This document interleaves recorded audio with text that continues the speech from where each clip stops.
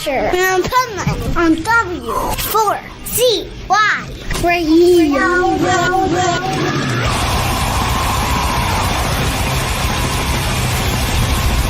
This is Pipeman here on the Adventures Pipeman W4CY Radio, and I'm here with our next guest who, oh my God, they have some killer music we're going to talk about. So let's welcome to the show Lucian from the Whispering. Yeah, it's great to be here with you. Thanks for having me.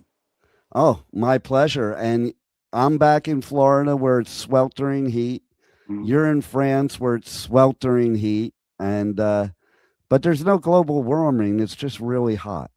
Yeah. just bad luck, I guess. I know, right? So tell us what's going on. Let's start there.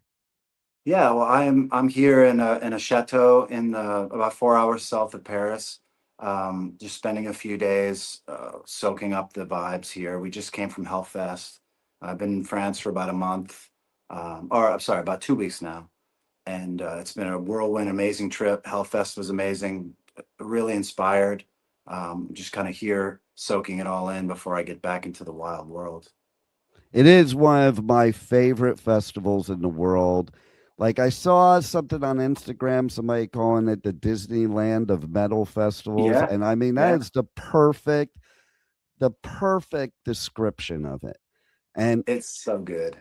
Did you get to see, because they did this year, they did the Ozzy statue. So now you have Ozzy and Lemmy there. Did you get to see that? How cool was that? It was super cool. I mean, every time I see Ozzy anywhere, it's just kind of a reminder I'm on the right path because he was so influential to me. And yeah, it's strange that he's gone, but it feels sort of the same because his inspiration is just always bubbling in all the music I make. But it was super cool to see for sure. Yeah, it is pretty amazing about Ozzy, the kind of impact that he brought to the music community as a whole. Like even his last album, just all the people he was doing songs with are not things you would think coming from the Prince of Darkness, which just proves his legacy of that's not all he was. Yeah, I mean, I'm a big fan and student of Randy Rhoads, Tony Iommi as well, Jakey Lee as well. And this lineage of guitarists has the one through line, which is Ozzy, of course. And yeah, he's just been the vehicle for so much inspiration for me. And when I was a kid hearing his records, it was the first moment of danger I felt and excitement, and I shouldn't be listening to this, Right. And I've been trying to get that feeling back for so long. And finally, the music I'm making now is really a reflection of going back and finding that feeling, that like dangerous kind of, I shouldn't be listening to this. This is spooky. And it's largely because of my experience listening to Ozzy. It's funny you should say that because way back in the day, like I saw Randy play with Ozzy, and that was bad. That was badass. Okay. Amazing. And then I had this history class where apparently the history teacher, I don't know, got sick and wasn't there. So they had the music teacher teaching history. So this music teacher says one project, the whole class, just do an oral presentation on anything you want. Doesn't matter what it is. And that's your whole grade for the class. So I did Ozzy Osbourne, Satanism in his music. And what did you find? Well, first of all, I had a lot of fun because I got to play Ozzy to the class and bring in all my paraphernalia and stuff like that. And I got an A in the class. Best history class ever. Amazing. Wow. Oddly though, the Sabbath logo has always been this cross, and the guys always wear these big crosses, and it's sort of a confusing message to me. I have never really totally understood that, aside from just the protection against crazy people who are coming at them being an anti-religious band. I'm not sure, Now, you know what? That's the funny thing, because Ozzy was like a devout Christian, and they never really made it like Sabbath nor them never made it like they were into Satan. It was just people Right. assuming. That's how stupid when people look. I remember I used to walk around high school with the Diary of a Madman shirt. And I think that's what it is because he looks like, he's the exorcist on there. Right. And like, I remember this girl walking up to me and she was like, "You worship the devil." And it's like, that's the stupidest crap I ever heard. Just Oh because of a man, shirt. it's so, yeah, but it really is a through line of my experience as well, with even starting in high school when you'd see the guys with the Metallica patches on and the jean jackets and long hair. Um, Ended up being the nicest people you could hang with versus maybe the football players or something that are ready to punch you in the head behind the gym. So um, it's a strange juxtaposition. This spooky anti-religious movement is largely free-minded people who don't believe in the dogma or the devil or any of that stuff, and really just enjoy the mythology of it all, Well, like that's myself. it. That's it. Like, okay, to me, the whole idea of this fictional character called the devil, I don't buy it. But it does make for interesting movies and interesting music, and that's all it really is. It's like there's just a fascination with it. It's not Yeah. something you actually believe, in my opinion. No, no, and I personally don't either, but I do find the value, and I'm sure you've experienced too, where like you dig into your fear or something in the dark that you may think is more a bigger monster than it actually is. And you Totally. have breakthroughs, right? And you discover things by just peering into the dark a little bit. And so people that are really afraid to do that, I'm not sure what they're hiding in there, probably nothing, and they've got themselves worked up. Yeah. Um, Without yeah, darkness, there is no light. Yeah, I think you have to have both, you yeah, know, man. and it makes you a well-rounded person. But also, like, music is an expression of emotion. So a lot of times that darkness that people are perceiving is not necessarily evil. It's just how somebody maybe is feeling at that given time, no matter Absolutely. what it is.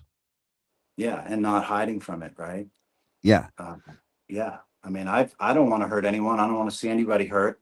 Um, I often have a Wiccan pentagram on, and I do I love the mythology and some of the other connective experiences to nature and things like that that have nothing to do with the devil or any kind of malicious act. Um, Maybe a little bit of defiance against what religion has done to our community and our culture and what it's still trying to do. I don't care if people have their own beliefs, but when it starts to infiltrate our lives and experiences, then it becomes a bit more of an offense. no doubt. Like that's the way I think. It's kind of like you do you, as long as you're not intentionally trying to hurt anybody or do anything bad on purpose. Yeah. Like if you are a great human being, I don't care what you believe. That's all that Yeah. matters to me. Yeah. And like you said, it was funny because like when I was in high school, yeah, the jocks used to bully the metalheads and the punks, Yeah. but yet they were the ones doing bad things and not nice people, where we were just like one family, like Yeah. and like the nicest people in the world. It's funny you mentioned like with the Metallica backpacks, because my 80s battle vest, like it has some wicked shit on it, but I it bet. has a jump in the fire back patch on it. And that was like one of the original Metallica back patches. Yeah. So I was interviewing Winston from Parkway Drive, and I brought in person. Sometimes I'll bring it with me at festivals to use in interviews, and I just laid it out for him to look at. And he was like, first of all, he was totally geeking out on it, but he was like, Can't when wait did to know. Metallica have devil stuff? When did they have that? Like, and it's funny because you don't think of them, but there is Mhm. jump in the fire, and that's what Yeah. it represented. But they were never devil worshippers. Slayer, I used to hang out with them back in the early '80s when they were in the beginning, and they would laugh because Tom was like, again, like Ozzy, a devout Christian. Yeah. And just because you're talking about certain things in songs doesn't Hmm. mean you're promoting it. it just means you're expressing your art. That's it. Yeah, especially back then, right? I mean, like I think Tommy Lee had two pentagrams on his drums, and Yep. it was really used more as an artistic thing. I mean, so some of the first waves of, or second wave rather, of black metal, Norwegian and Swedish music has some undertones that they sort of again embraced a bit deeper, Yeah. lyrically and all that. But even still, a lot of them, my friends joke now. One of my friends was in a really well-known Swedish band, and he says the same guys that were, like this in the coffin now are teachers somewhere. Um, Right. Exactly. you You know, know, it's just it's enjoy the music. That's all. It's all, to me, it's all part of the performing arts. Like yeah, it makes it even more of a show, so to speak. yeah. And it breaks the listener down a little bit too, right? If you can create an environment and an atmosphere and an experience that's kind of immersive, then you can, move people and you can inspire people in that space too, because they're a bit more consumed with the whole thing. I think my whole involvement in metal all my life has made me less of a dark person, not more of a Yes, dark person. Like absolutely. even the mosh pits, like people have a misunderstand. Man, the mosh pits are some of the best therapy you can ever have. Like I think the mosh pits have saved some people from me kicking the shit out of them in real life. you know, Well, you know, and the perfect example is like these mosh pits, they go extra hard, and in between songs or when the set is over, there's a lot of hugging and there's a right? lot of high fives. And it's like, yeah, it is a group therapy session, really. No doubt, no doubt. So tell our listeners about the new EP Mm. and why they should check it out, like not from a genre perspective, but you as an artist, how do you express your music?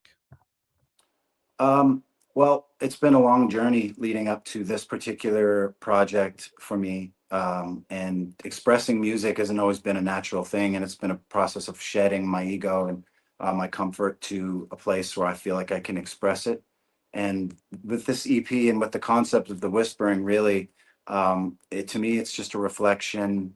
The messaging is a reflection of just the undertones of the truth between all the screaming and social media and noise pollution. There's very clear truth hiding in plain sight, whether it's the environment or even something as simple as the truth in your heart that you know to be there, but you wait and wait until you're ready to finally see it. So the whispering is just that subtle message that is above and below all the madness. And the vehicle for it is this witchy metal music that I've loved since I was a kid, since I first heard Blizzard of Oz and some Black Sabbath records. And so it gives me kind of an exciting vehicle to share a subtle message and have fun doing it. This is one of the first records I've made that I truly love and I truly enjoy the music. And I that's the key, I think, of all the advice I've ever been given and with music. Somebody told me if I don't feel it, nobody will. Right? So I I agree. finally got to right. So I finally got to that point where I really do feel this and I enjoy it. And that's the best part. And whatever message or feeling it conveys, we'll see. Everyone's got a different perspective. But for me, I feel thrilled to be making this music and sharing. Yeah, and I do have to say with that whole feeling, it's so true because like how can you be an artist that is writing music which is super about passion and emotion if you don't feel it? How can you portray it to somebody else to feel it? Like, you Yeah. know, and people see that. Like if you're live on stage, they can see whether you're dialing it in or if this is really like you're in some kind of zone with it. And people don't have to get the same meaning that you do out of it, but if you have meaning to it, then people listen. Yeah. No, it is. I think it's also the ingredient moving into the AI world, right? Where now it's more important than ever for people to establish an emotional center to the art they're making. Because I don't know about you, but anytime I listen to a song or see a painting, my mind instantly goes to the creator of it. What were they thinking? What was this Totally. person feeling? Yeah. So, and that's the beauty of the connection and translation that music can do. that I don't believe AI is quite capable of replicating, you know. No, because there's no human element to the AI. And I think if you listen, like, people that are making songs with AI, if you listen to these songs, there's not, there's no real, there's no real feeling to it.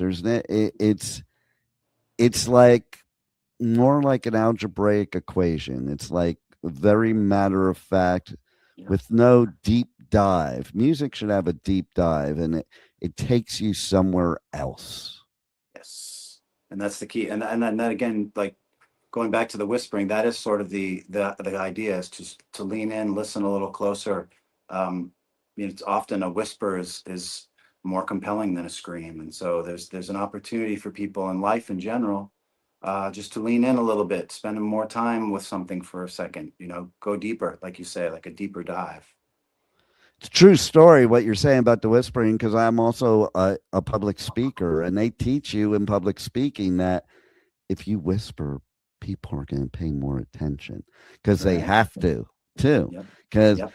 they in their mind it must be important, and it must be something they're not supposed to listen to, so they're going to. Exactly. And Yeah, then you get it. That's cool. right, and then or you can't like hear it, so it's like you're trying to hear what somebody's saying, Yeah. and I think that's so key. Like, and I Yeah. think I'm a big believer in the balance too.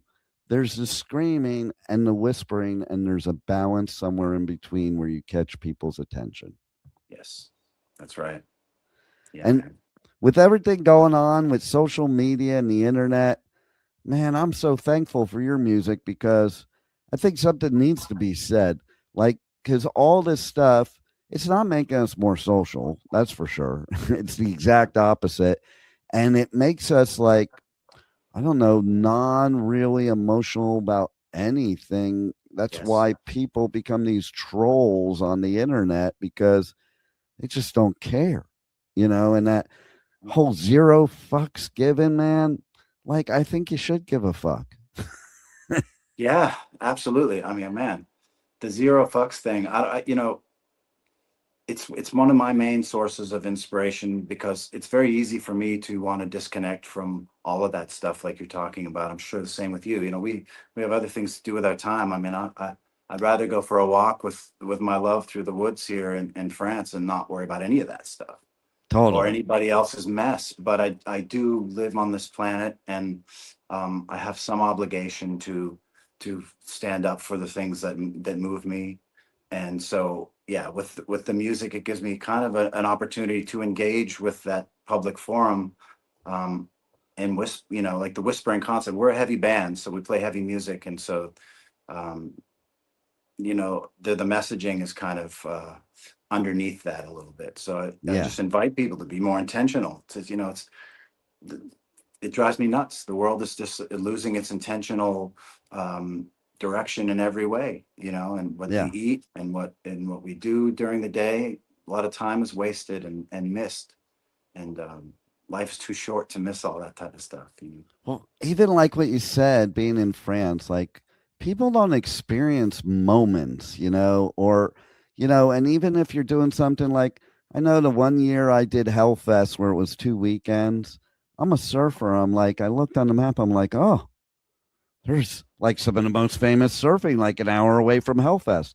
I'll get Yeah, an Airbnb there, and I'll do metal by weekend and surf by week, and, go check things out. Like, I think just anywhere you experience in the world, I'm all about that.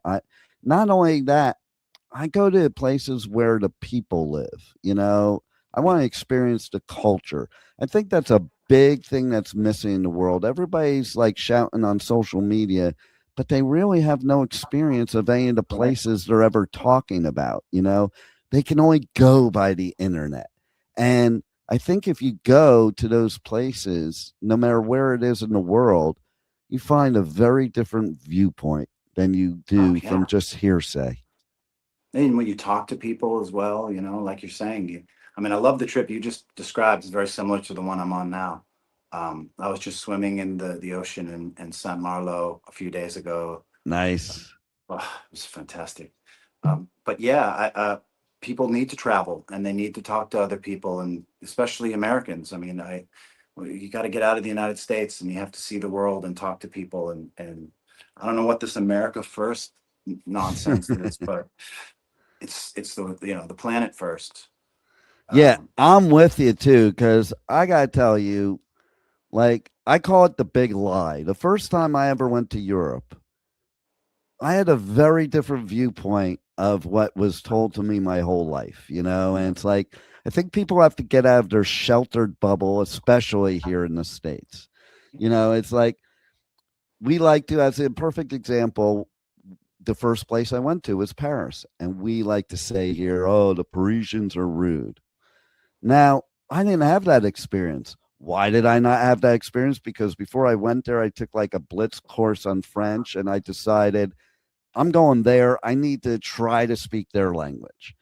And a lot of Americans don't do that. They go everywhere and assume everybody speaks English. And that's when the Parisians are rude.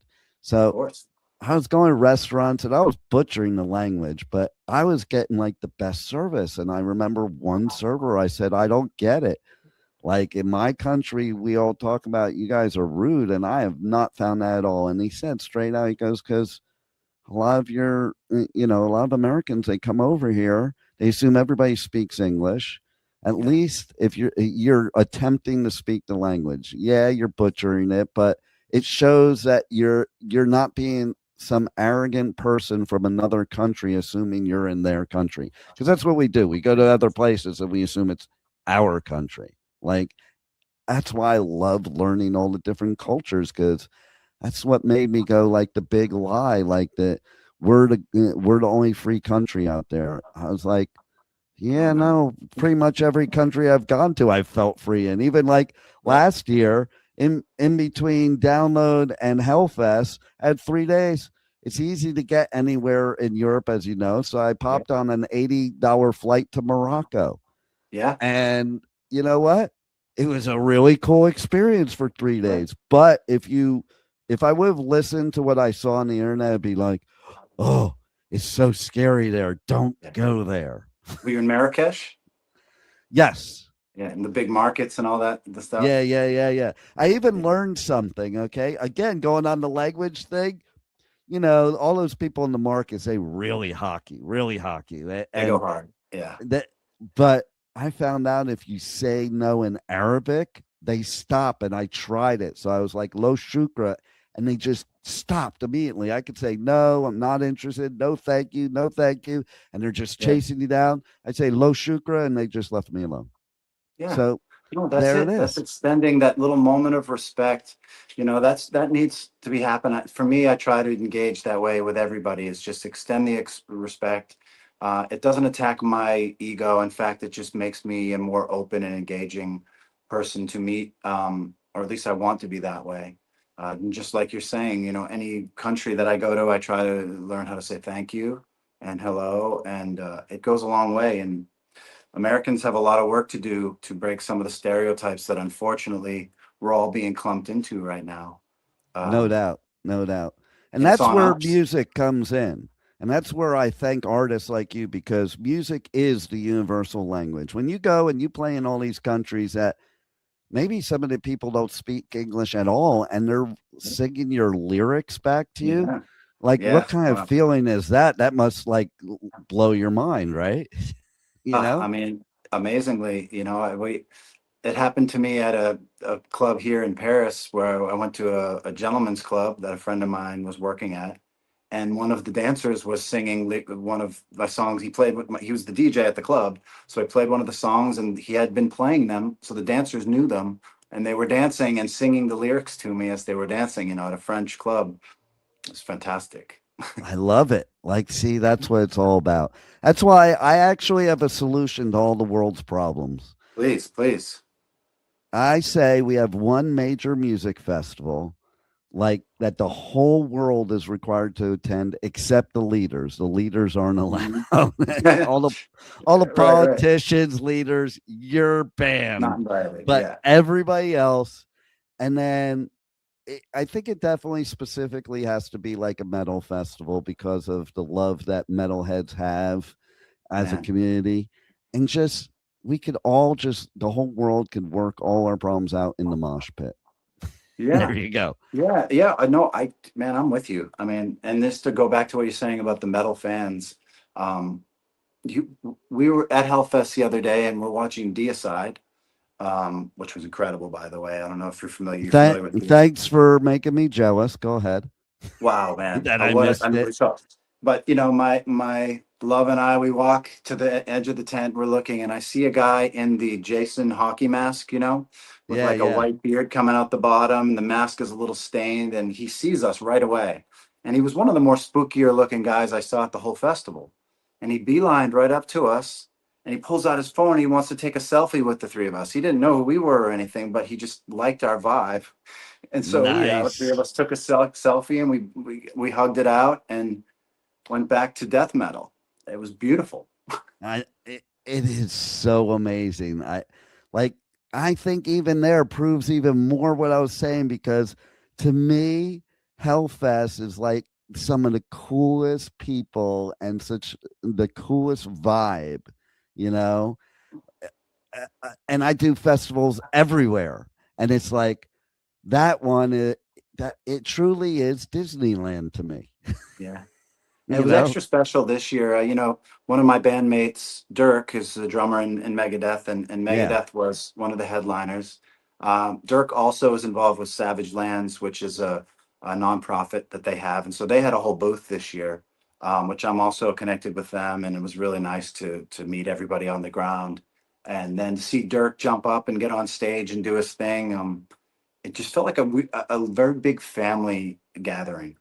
It was so special. I can't wait to do it next year. I hope that you're there next year because we're I going to will. play it, and it'd be amazing if you were there. I will definitely be there, and I love Savage Lands. Okay, like Oh, right the on, right? whole concept of what they do is Yeah, amazing.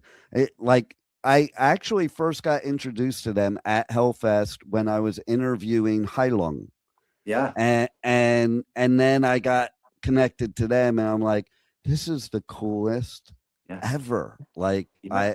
and it's so needed in this world, you And I know. think they planted 1,000 trees on the property of Hellfest this year. Yeah. It's Yeah, unbelievable. It's yeah, unbelievable. And just like all the bands are involved, it just goes to show too, again, what we were talking about before, all these dark, evil bands, not so much. You know, they're not I think dark and you evil. nailed it when you said earlier about the healthy aspect of releasing that energy, and embracing it, and it truly is a liberation of any kind of pent up frustration. I No mean, doubt. for young kids, even up to adults, we all still feel that triumphant strength of coming through frustration, with Iron Maiden playing in the background. I mean, Right. what could be better than that? Exactly. And I think people outside the community don't understand. Like I've had people like I'm 59 years old and people are like, "You still listen to metal?" I'm like, "Yeah, I still go in the mosh pit too." Yeah, And it's like it's funny. I had somebody that worked for me. I had to cover two festivals in one weekend, and she was a country girl, never been to a rock show in her life, ever. And I'm wow. like, I need you to cover this other festival because obviously I can't be two places at once. I said, listen, here's what's going to happen. It's not all scary like you think. Okay. Yeah, We're one big family. You're probably going to make some new friends. You're going to have the best time of your life.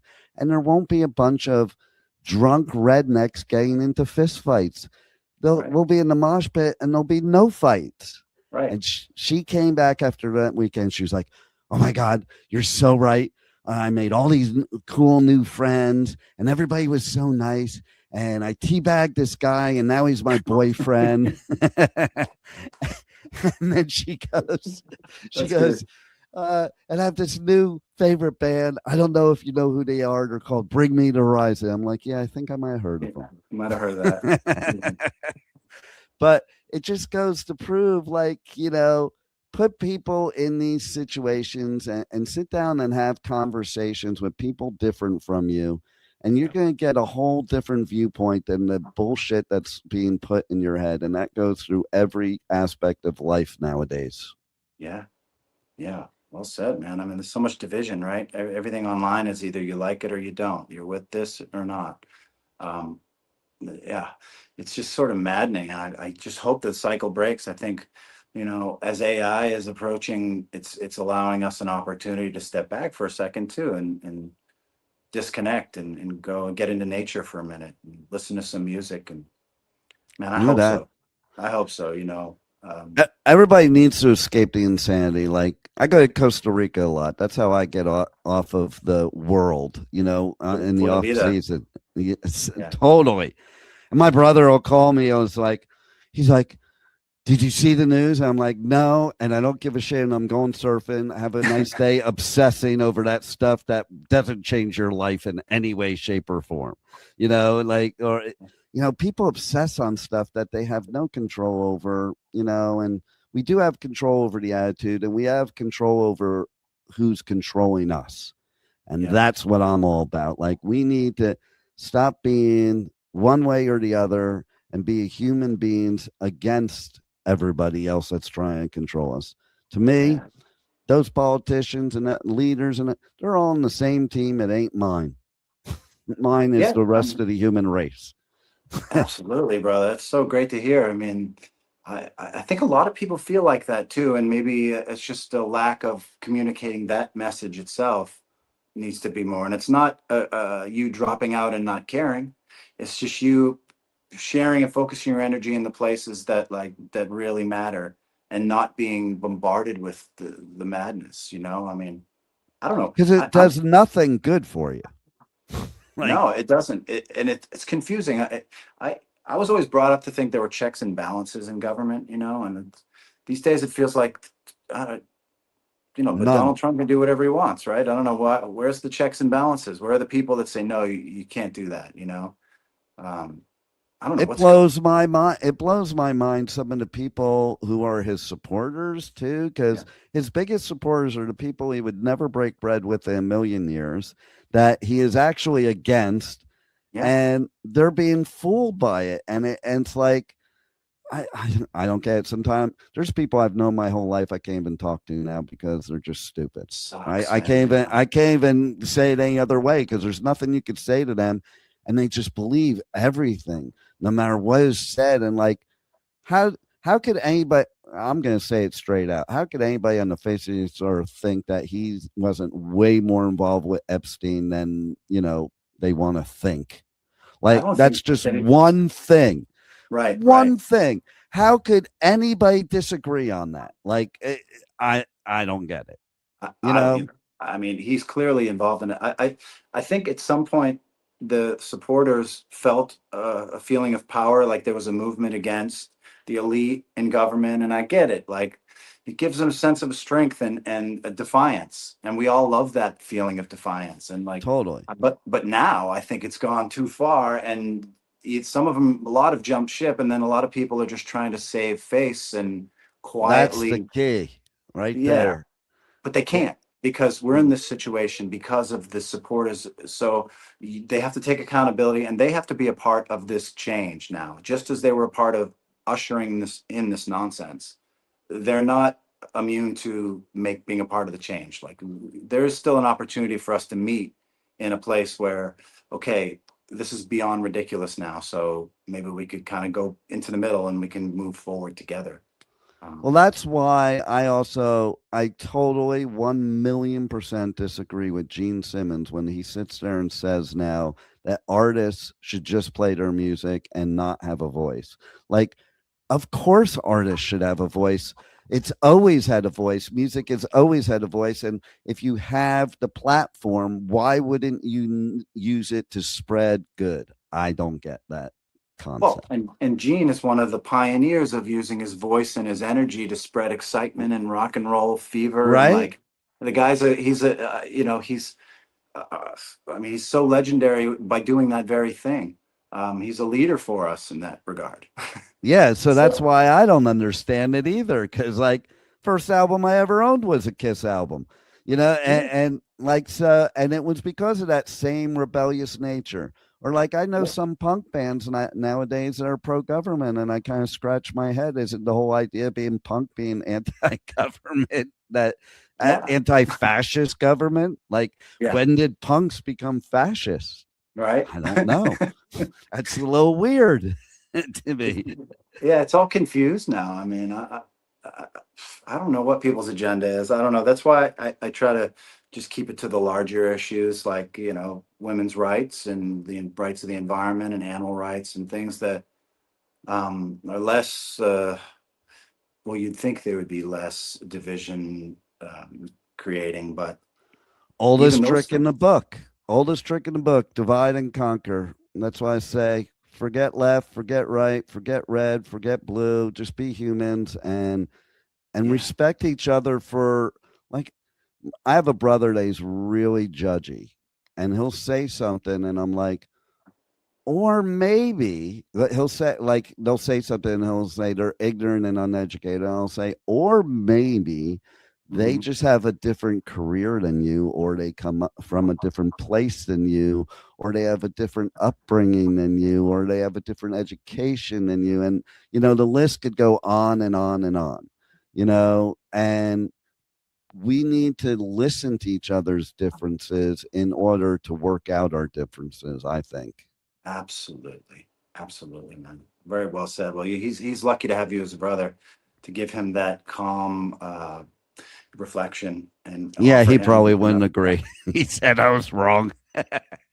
yeah, But, well, it but you're is what not. it is. It is what it is. And like, hopefully this pendulum will stop swinging and we'll go to some kind of normalcy, like where like when I grew up, where you didn't tell people who you voted for and you didn't treat them like rock stars or Yeah, politicians, and you right. knew that, hey, if they were wrong, they were wrong, even if you voted for them.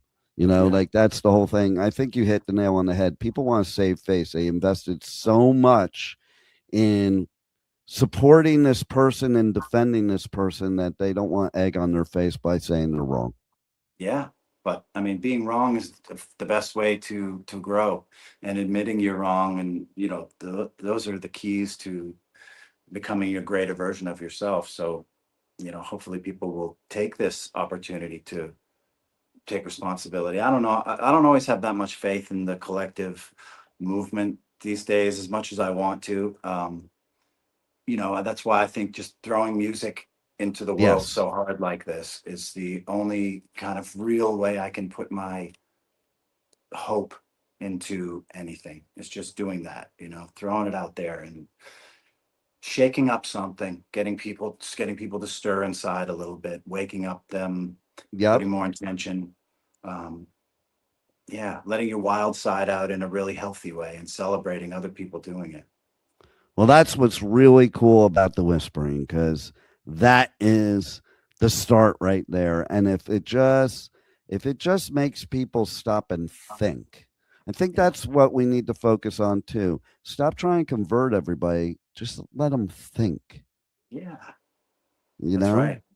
you And never then know. put some intention into things. Like we are part of a larger sort of Wiccan witchy community, and a large part of the appeal of this lifestyle to me is just intention and doing things with intention, whether it's the food you're eating, or it doesn't have to be a ritual, but it has to be just a moment of intention and acknowledgement. And those little moments add up to a life of intention, and it's so much richer, and you stop making bad decisions and you start seeing the consequences of flipping decisions. And so, yeah, a little bit of intention, and just like it starts by waking up in the morning, looking at the person next to you, or if you're by yourself, looking yourself in the mirror and just being grateful for a minute that you're there. You have another opportunity, another day to do something like that.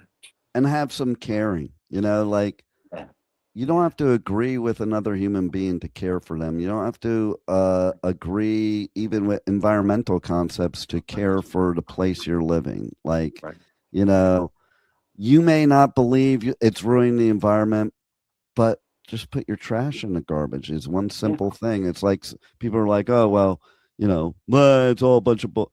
So who cares But you if it still is look or like a isn't? dick when you throw Yeah, the trash on the ground too. It's exactly. like, why make Exactly. Like, yourself look like that?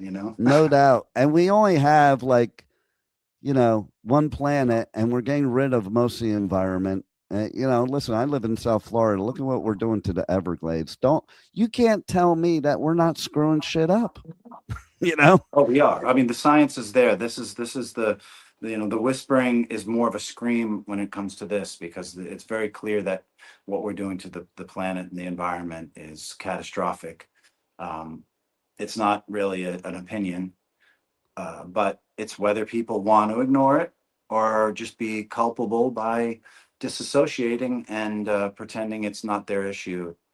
That's really No, the and what's target. the big deal? Like, that's what I always think to myself. What's the big deal? Okay, so you have to do some effort to make things look cleaner and nicer. Even if you don't believe in the environment, don't you want to like your surroundings? Yeah. Like, don't you want, like, I drive by and I see them chopping down trees in Florida to put up strip centers that are usually end up empty because they build too many of them. Like, what was the point? Or, you're saying, well, these species are being invasive. Well, they're being invasive because they have nowhere to go because you got rid of their environment, and I could go on and on and on about that. I don't know if you noticed, but my best bro of life who passed away a couple years ago, but he was a big time environmental icon in LA. He was involved in, well, not involved, he actually did. He restored the Malibu Creek and the Malibu Lagoon.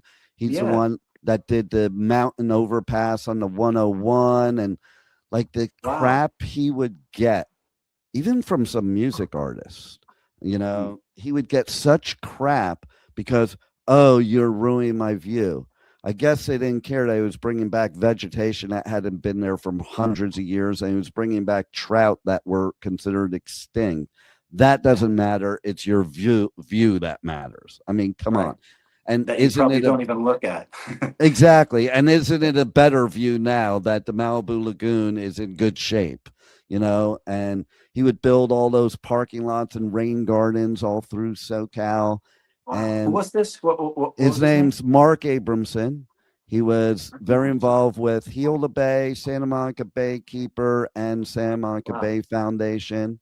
And he used to go before Congress, like in cargo shorts, and yell at them. And he used to sue like companies and stuff because people just didn't give a crap. And he had a great philosophy about it. He used to say, I don't care if they build the building. I'm just saying build it here instead of Yeah. here. So Yeah. he would get into these arguments with these major companies I think it was Washington Mutual or Wachovia, one of the banks, and they wanted Yeah. to build a building. He just wanted them to build it a block away, and they made a big deal about it. He sued them. He won, and they couldn't build where they want. But that was his point. It's like, I'm not saying don't build your building. Don't run your. I'm not saying don't run your business. Just don't Yeah. do it here when you Right. could do it right there and have the same benefits and save the Here- environment. Here's to Mark Abramson. That's amazing. Thank him for everything he's done. Those are the type of leaders we need. People like that.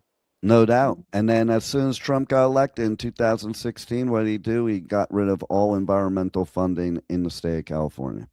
Yep. And released the emissions laws. Allowing companies to pollute areas again. And make more money that way. I mean, it's small, it's short-term thinking. And then again, that's one of the things that we want to encourage people to do is just think beyond what's directly in front of them. Um, I'd say because I say that out to young people because like when I was a teenager, I'm probably had an attitude like who cares, like because you think that there's not gonna be impact, and now here in my 50s, I see the impact of the stupidity of what happened then, and the yeah, impact.